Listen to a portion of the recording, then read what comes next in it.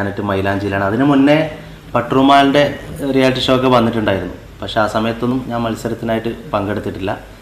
അപ്പോൾ ഏഷ്യാനെറ്റിൽ അങ്ങനെ ഒരു ഇത് വന്നപ്പോൾ മത്സരിച്ചു. നല്ല നല്ല പാട്ടുകൾ അതിൽ പാടാൻ പറ്റി.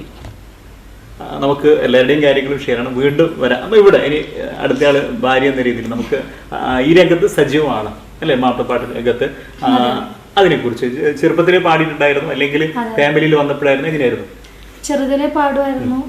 സ്കൂളിൽ പഠിക്കുന്ന ടൈമിൽ 2ാം ക്ലാസ്സിനൊക്കെ ആ ഒരു ടൈമിൽ പാടുമായിരുന്നു. അപ്പോൾ ആ സമയത്തൊക്കെ പാട്ടൊക്കെ പഠിപ്പിച്ചത് ഇത് പറഞ്ഞ പോലെ നമുക്ക് യൂട്യൂബ് അങ്ങനെയൊന്നുമില്ല.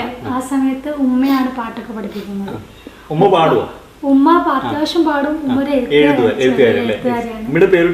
ഉമ്മാന്റെ പേര് നഫീസ അങ്ങനെ അറിയപ്പെടുന്ന. ഉമ്മ എഴുതുമായിരുന്നു. ആ സമയത്ത് ഉമ്മാന്റെ ഒരുപാട് പാട്ടുകൾ പാടിയിട്ടുണ്ട്. ചെറുതിൽ ചുഗം പാടിയിട്ടുണ്ട്.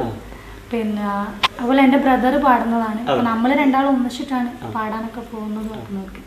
പിന്നെ സ്കൂളിൽ ഇതേ പറഞ്ഞ പോലെ യൂത്ത് ഫെസ്റ്റിവലിനൊക്കെ സ്റ്റേറ്റ് ലെവലില് +2 ടൈമില്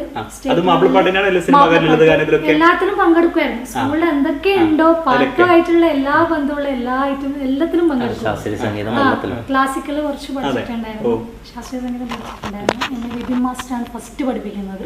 അത് സ്കൂൾ ബേസിൽ തന്നെ അവരെന്നെ പിന്നെ ഗവൺമെന്റ് സ്കൂളാണ് പഠിച്ചത്. അപ്പൊ അവിടെ നിന്ന് സ്കൂളിൽ നിന്ന് പാടുന്ന കുട്ടികൾക്ക് സ്കൂളിന്റെ ചെലവിൽ തന്നെ നമുക്ക് ക്ലാസ് ഉണ്ടായിരുന്നു. അപ്പൊ അങ്ങനെ പഠിച്ചതാണ്. നീലേശ്വരായിരുന്നു സാറ്. ഫസ്റ്റ് പഠിപ്പിക്കുന്നത് ക്ലാസിക്കല് വിപിൻ മാസ്റ്ററാണ്. ഞാൻ ശരിക്കും ചെറുവത്തൂര്.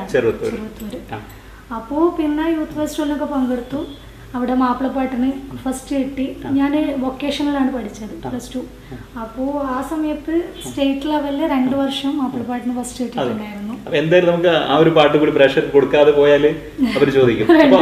ശരിക്കും കറക്റ്റ് ഓർമ്മ. ഉറ്റസാരി സ്വരൂപ